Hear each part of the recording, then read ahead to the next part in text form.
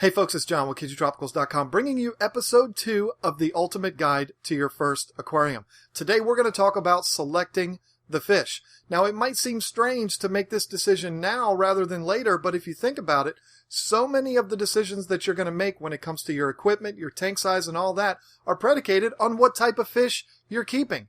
So it's better to make this decision now and set the tank up suitable for the fish that you want.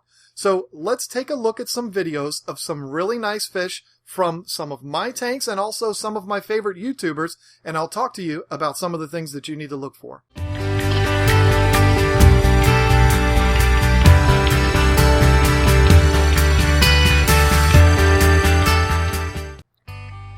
Selecting what type of fish you're going to keep is not an easy decision to make. With so many options available to this hobby, it can be pretty overwhelming. Add to it the fact that many of these choices out there won't mix well together. It's a decision that can take some time to make, so plan on doing some research. Take your time and enjoy this process. This is one of the fun parts, folks. I wanted to use this video to give you some ideas of different types of fish that are available to you, but understand that when you see one that you like, you need to do some research on that particular fish. You can't just run into the store, grab a handful of fish, and throw them in the tank. If you do, you might be turning your tank into a battlefield, or it might be like throwing your new fish into a gas chamber. So again, research, research, research. So I'm going to say this one more time. When you see the fish that you like, you need to do some research, and I'm going to give you a list of things to look for, things to research, before you make your decision of what you're going to get. The first thing to look for is what type of water parameters do your fish require. This will tell you whether your tap water at home is acceptable for the fish, or if you might need to make some changes to the pH or maybe harden it up a little bit to suit the fish that you want to keep. All of these things are easy to do, but some people don't want to mess with that. Some people want to just put the fish in and not have to worry about it. And in that case, you will want to get fish that are going to match the parameters that you have coming right out of your tap. The next thing you need to look for is how big these fish can potentially get.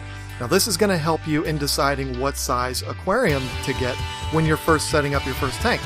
You don't want to end up buying a small tank and then end up needing to go out and buy a second tank because the first one that you got was too small. So know how big your fish are going to get before you even spend $1.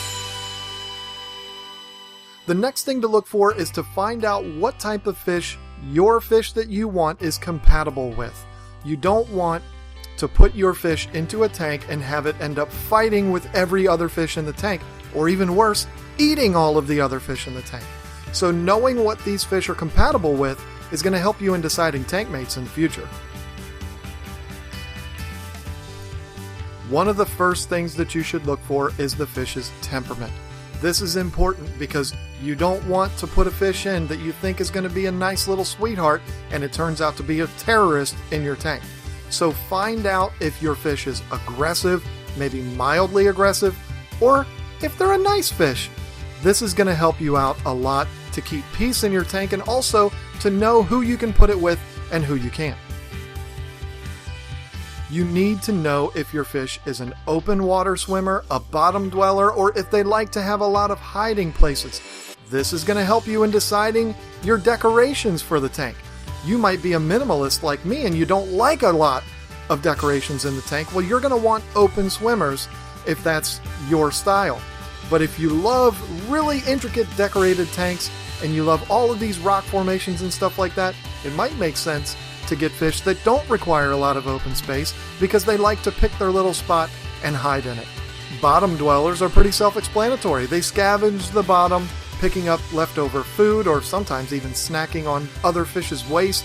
So that's pretty self-explanatory what that is, but you also, if you're going to keep a lot of bottom dwellers, you need to keep a lot of floor space open for the fish to be able to scavenge through.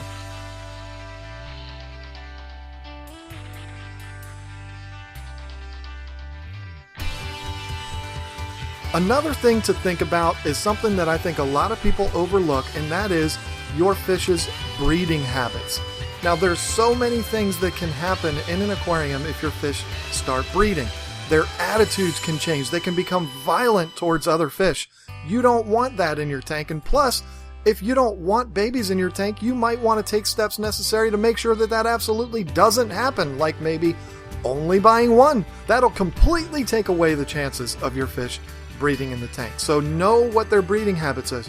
Some fish will breed all the time, and some are very difficult to breed. So know that going in. If you want to have babies, or maybe you don't, it's good to know what these fish's breeding habits are before you buy one.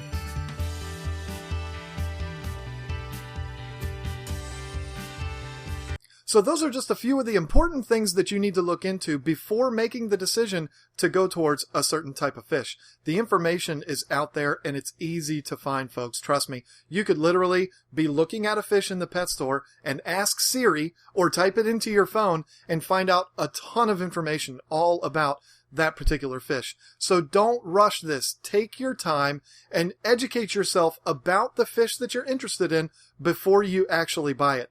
Trust me, you will be saving yourself a ton of headaches down the road. And there you have it. I hope that this video has helped you to understand a little bit more about some of the things that you need to research about a particular fish before you make the decision to buy it. I hope that you've enjoyed the video. If you have, why don't you click that like button down below? Maybe share this with your friends. That would help us out a lot. Now, folks, you're not going to want to miss next week's episode. You're definitely going to want to subscribe to this channel because we're going to talk all about selecting the right equipment for your first aquarium. So you don't want to miss this. Hey, if you like these videos and you want to see more videos that I've done, you can click right here to watch a video I did about building your own aquarium stand. Very sturdy and very cheap. And if you want to know how many fish you can put in your aquarium, you can click right here and watch a video that I did on that. Thank you so much for watching this video, and I look forward to talking to you again next week.